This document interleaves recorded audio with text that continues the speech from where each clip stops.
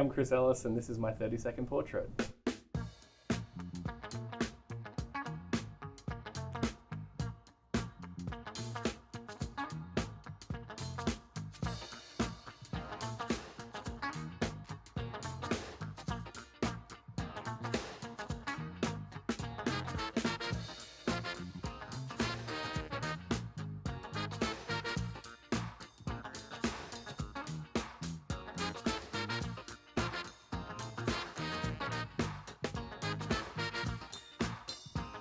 Okay. 16-inch back. Fair enough. What do I have to say? It's a whole production. It is. Is that okay? Should I do it again? One more time. Okay.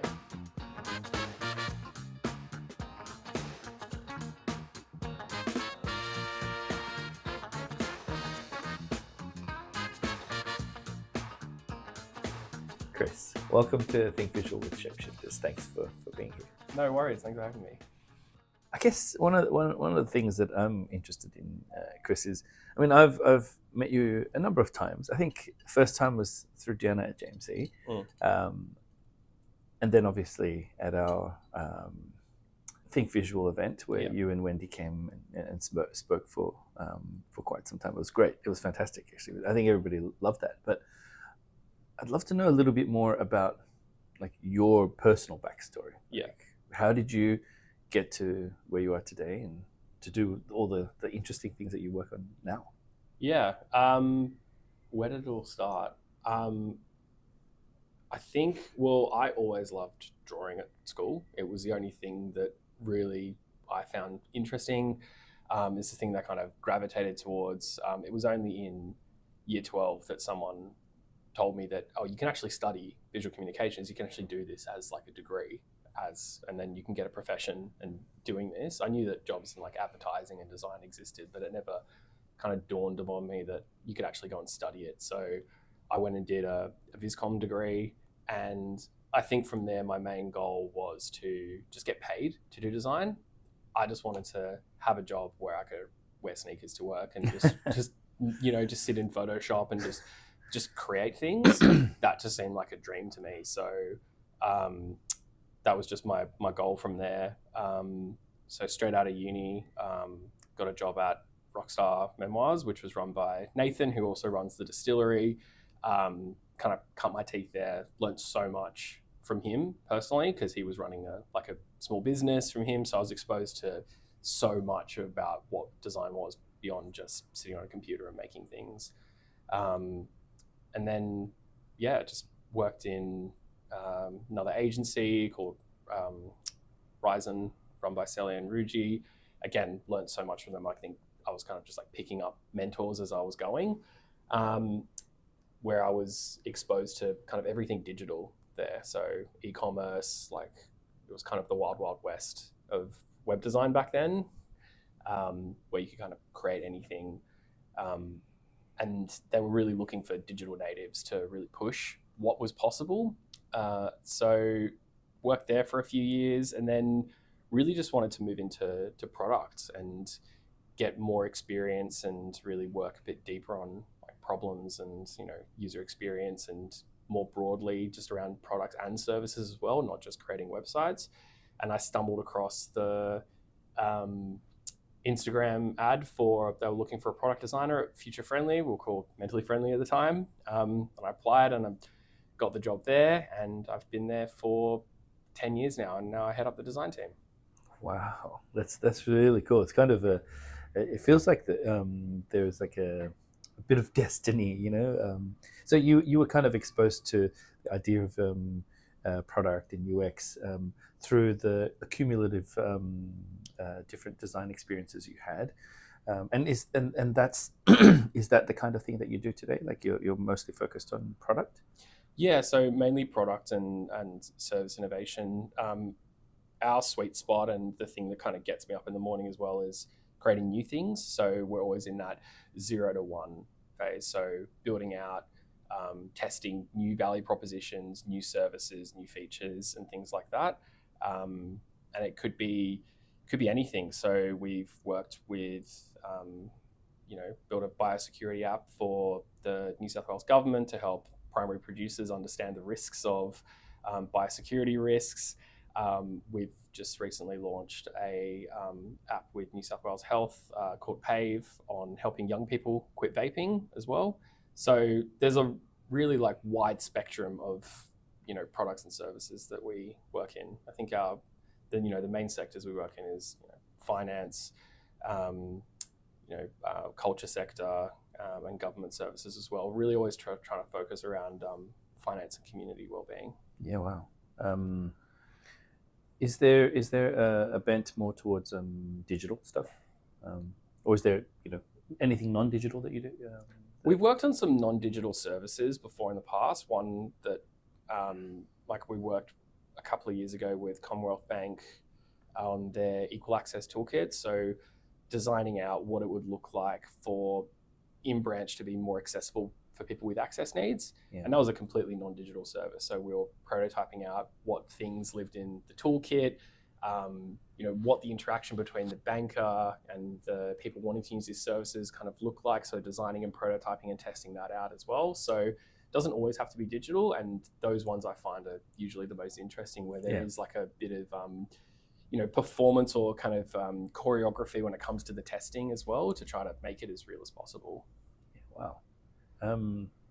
On the note of testing, I think last time you were doing the Think Visual talk, you and Wendy talked a bit about prototyping. How important is prototyping more specifically to your client? Like, have you noticed how they receive prototyping?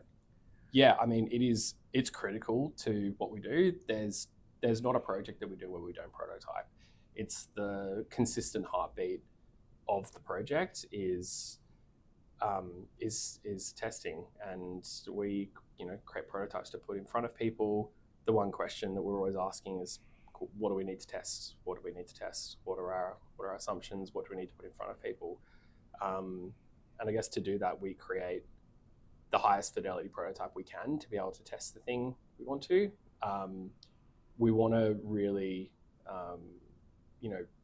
break down that believability barrier and move from opinions on what a service could be, where, I think that could be helpful, to getting real reactions and getting people's reactions on how this product and service would work, in their life.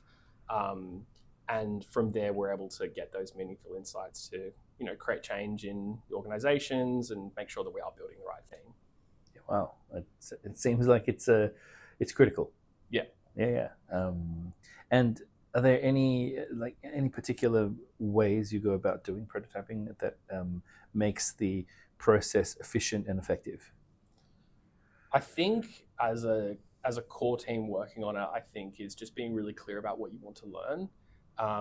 You don't have to design out everything in like complete detail, but being really specific around what you want to learn will ensure that the team's putting the right amount of effort, making that part as kind of like as detailed as possible so that we can learn what we need to learn. Yeah.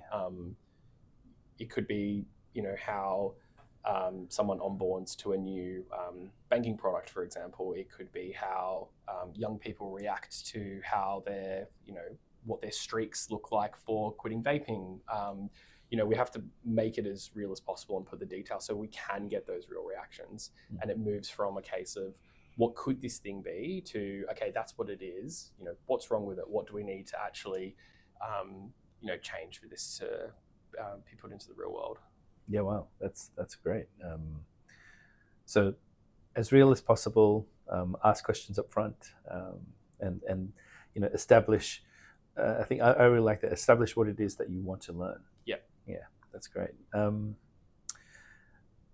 I've been told because you and I actually share a couple of students we've taught in the past, Uma and Liz. Yeah. And I never got to see your presentations to them, but whenever I've spoken to them in the past, they were like, "Oh, you were fantastic. Your presentations were really inspiring." And it just made me think a little bit about the storytelling part of the work that you guys do at Future Friendly. Yeah. What do you see is the value of storytelling at Future Friendly? doing the work that you do? I think it is, having a good idea is great, but being able to communicate it is so critical to making positive change in organizations in the world, and actually moving from, I guess, that inertia that organizations have about what we could do to versus just like, this is what we're doing, and to kind of rally everyone around an idea. It's really critical to, we as part of our process have strategy packs that we build from day one, where we recap, what the problem is we're trying to solve, what the vision is, what we're testing, what we've heard, like what are our insights, and where we're going to go next. And we're constantly updating that as we go through, but the kind of like those key chapters more or less stay the same throughout. What we're doing up front is really putting a flag in the sand to say, this is where we want to go. And I think from doing that, you can't really have any fence sitters. You can't have people who are just wallflowers throughout the process. Yeah. They're kind of forced to get involved by writing it down and sharing it, and bringing people along that journey. It's really critical to make sure that the work that you do doesn't just end up in a drawer, but it actually is something where other people are able to communicate the value of the new idea, the service, what we need to change, and actually launch that into the world. I love that point about the fact that you don't really have any kind of wallflowers or kind of fence sitters. People are kind of pushed to do this. I know that for a lot of the designers that I've worked with, and even myself, people who are a little bit more introverted or inclined to speak less, do you have tips for those people on how to bring out the best when it comes to storytelling? Like, are there any kind of ways that you go about doing that? Because I've also heard a number of your colleagues present, and they're fantastic. I've heard them at Design Research at UX Australia. They've always been super engaging, and the storytelling is so spot on. Do you have any tips about that? I think if you're wanting to, I guess, find your voice, or want to, hey, I want to do a talk, or I want to share something, just being really honest about what's the one thing you actually care about. And it doesn't have to be big. It doesn't have to be, the next huge wave of design or anything like that. It can be something really, really simple. Like I did, how to create advocacy through storytelling, because I was really passionate about, seeing some ideas they just don't go anywhere. And I feel like it is really through the communication of what the idea is. But it can just be really, really something really simple, like why testing is important. And if you focus it on the thing you actually care about, you'll be more likely, it's more authentic. You're not trying to speak in someone else's tone of voice or try to create something else. You're just saying, this is something I find really interesting, and just, I guess, start from there. Well, on that, Chris, is there a particular thing that you really care about?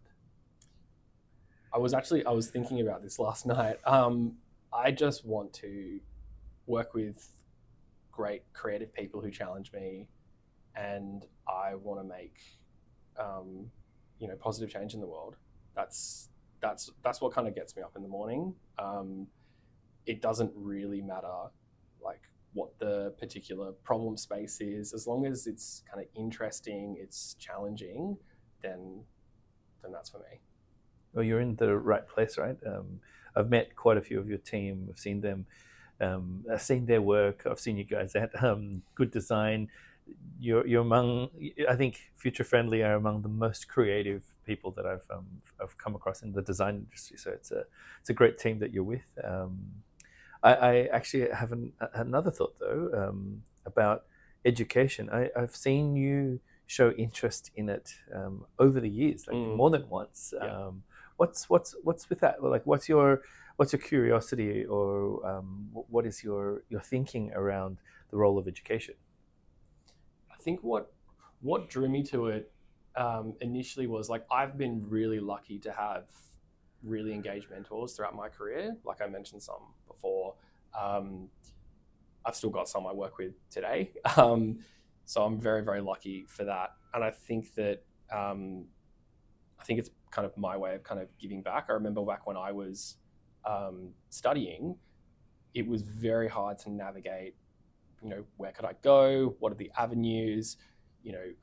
If you just read job adverts now, it's quite challenging to really understand, unless you've kind of been on that journey and seen the evolution of design, what that actually means tangibly, what it doesn't mean. So any opportunity I have to, help people make sense of the complex design world that it is now, where you can go and where you can focus your energy, I'm down for that. I think that it also is, I think over the years as well, there's been this kind of shift in education in design where you used to just be a designer and that meant everything, and you're a creative person and you could do all these things. And then there was this kind of UXification of design, where it was, I think, a little bit more focused on process versus outcomes. And I think that we've come full circle on that now, where we can just focus on just being makers. That's really cool. You've left quite an impression on a number of people that I've spoken to, at least students from your past, but also students that I've encountered. I think Jomar and Denise, I don't know if you remember them, but from JMC, they're both pretty active in the Think Visual community, but they both have said that a lot of the things that you've said, it kind of still carries through in the work that they do today. So that's a pretty cool thing. Well, I think so anyway. I'm wondering what it is, because sometimes you read back what you've said and you're like, oh, did I actually say that? On the idea of teachers and mentors from your past, is it true that a number of Future Friendly have studied VisCom with Andy Barnum? Yeah, that's really cool. Yeah, that was through Billy Blue. Yeah, nice. Yeah. Nice. Andy and myself and Diana, we taught together. We were part of the same design team at JMC for a number of years. So it was really cool. He's a great guy, very generous, creative, very creative thinker. In terms of creativity, because you said you want to work with creative people. You yourself are very creative. Are there any creative processes that you or creative practices that you partake in that help you get into the right mindset for complex thinking, or work that is less than straightforward? Because that is often that is often the work that I've seen Future Friendly do. Things that are unique, systems based, very sprawling and complicated. Yeah. I think the main one that comes to mind definitely is our co-design process. So again, starting off with what are the key things we want to solve, what are we unsure about, and then bringing the widest range of diverse stakeholders or diverse people from their industry or their background to come into a room and actually try to solve that. And I think it's, when we say like co-design, people think, I need to be able to draw, I need to be able to, design interfaces thing. It's just whatever format that you use to get what's in your brain onto a piece of paper, that's what's really critical. So some of the best ideas we've had is people just writing like notes or drawing like a systems tree or something to get out what they think this solution is. And then you can take, a nugget from there, a good idea from over here, and put it all together.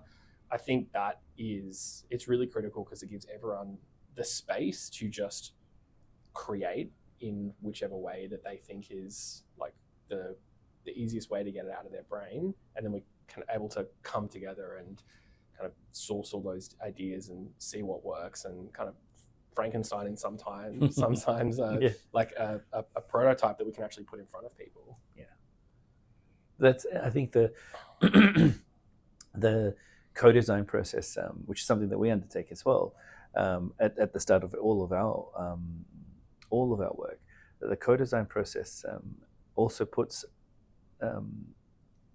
greater stakes and ownership of whatever it is that we're designing in the hands of the client as well. So they, at least from my experience, I feel like there is a greater sense of ownership because they've made the critical decisions. They've been part of the process. It's not like, they ever brief you and then you make a shiny thing and then you return it to them. It's not like that. It's kind of, they're involved with the tinkering every single step of the way. Yeah, they're brought into the creative process. Yeah. It's not magic.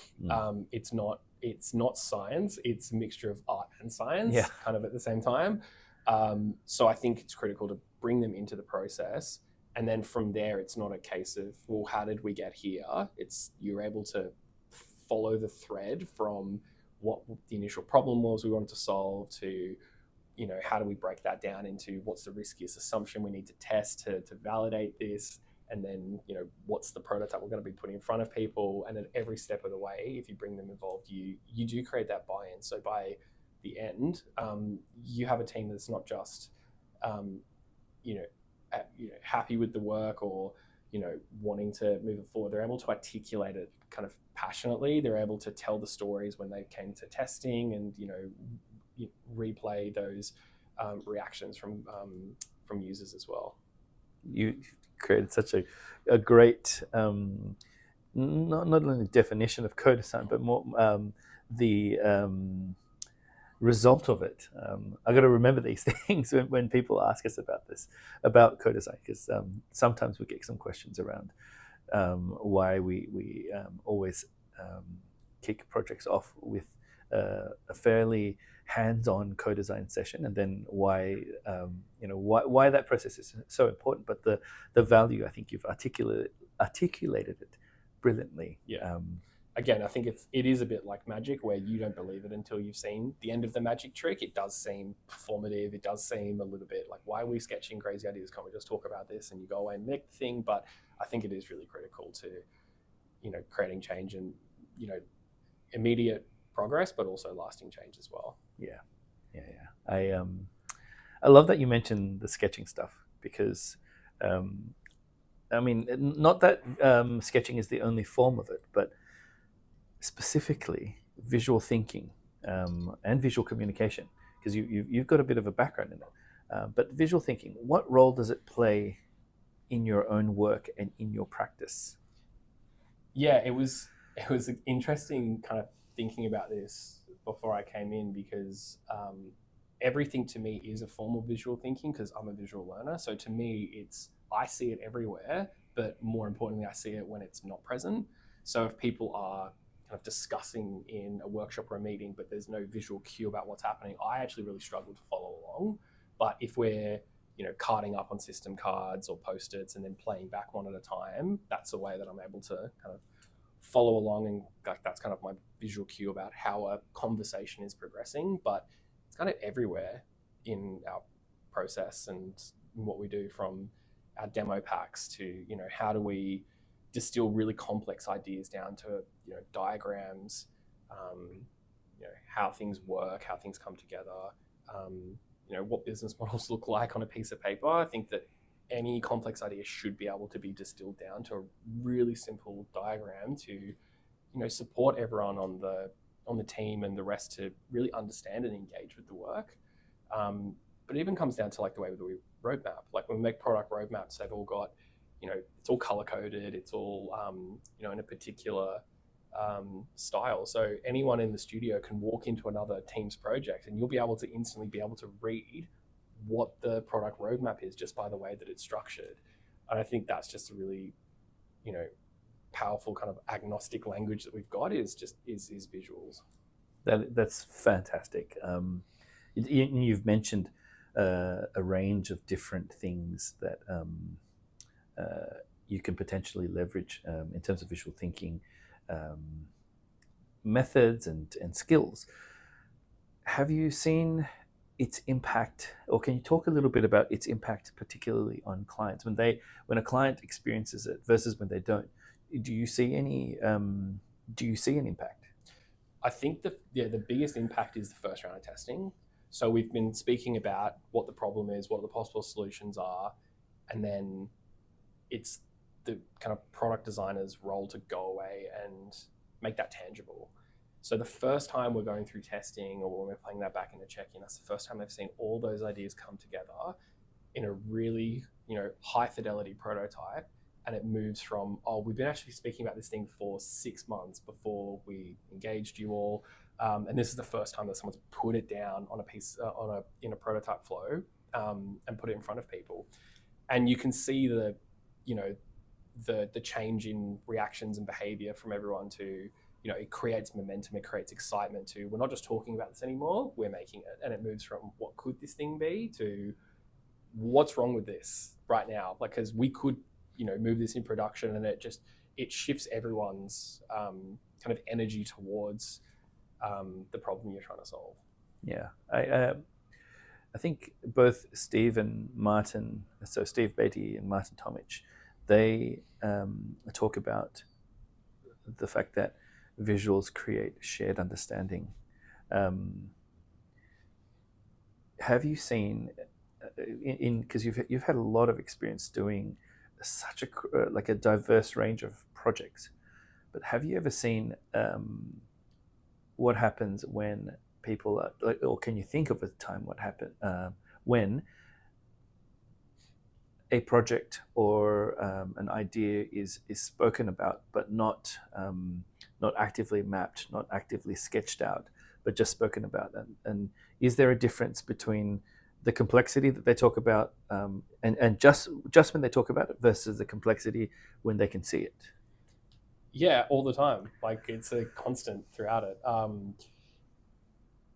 There was this recent project we had. We were working with a banking client. They had this proposition they wanted to put out to market. And it was only when it was prototyped that everyone had a shared understanding of, this is what we're talking about. I thought it worked like this, or I thought we were going to, have this involved in it forever.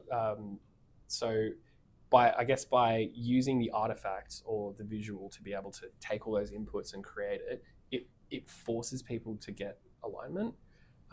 It moves from the intangible to the tangible. So yeah, it's on every project.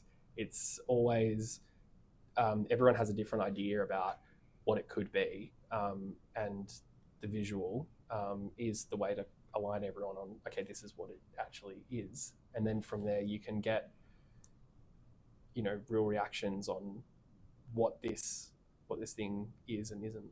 Yeah, wow. That is so awesome, Chris. Now, okay, we've gone kind of big picture on the impact of it, but personally for yourself, do you do any particular visual thinking practices yourself? Like, are there any favorite things that you do? I think, one of the ones I always like to do is, regardless of where we are in the project or the process, if there is a co-design coming up, or if there's one for a little bit later, I would still like to go away and just map out myself what the end-to-end experience is. And that could just be really low fidelity on paper. I could jump into like Figma and actually map the entire thing out.